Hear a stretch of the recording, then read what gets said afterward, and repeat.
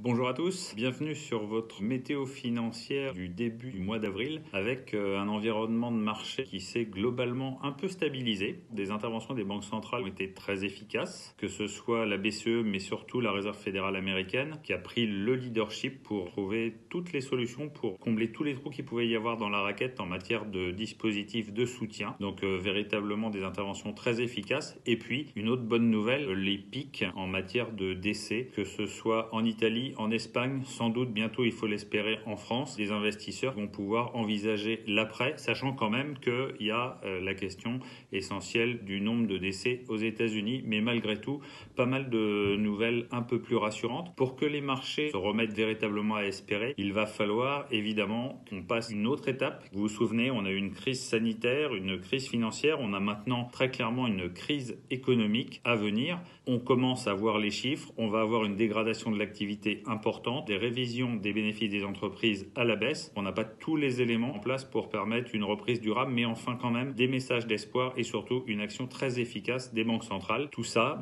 nous fait espérer un environnement de marché un peu plus favorable au cours des semaines à venir, avec des marchés qui ont eu des réactions finalement assez logiques. J'en veux pour preuve l'excellent comportement d'un fonds comme DWS Top Dividende, notre navire amiral en matière d'exposition aux actions, un fonds très défensif, centré sur des valeurs qui devraient toutes, à quelques très rares exceptions près, maintenir leurs dividendes, et c'est très appréciable dans l'environnement actuel, qui ne recule que de 16%, ou notre fonds Carmignac Patrimoine, qui a très bien anticipé la période actuelle et qui est un fonds patrimonial avec un recul limité à 6%. On espère donc avoir un mois d'avril un peu moins négatif sur les marchés, mais on reste prudent en attendant des signes de stabilisation en matière de révision à la baisse des bénéfices des entreprises qui ne sont pas encore pour tout de suite.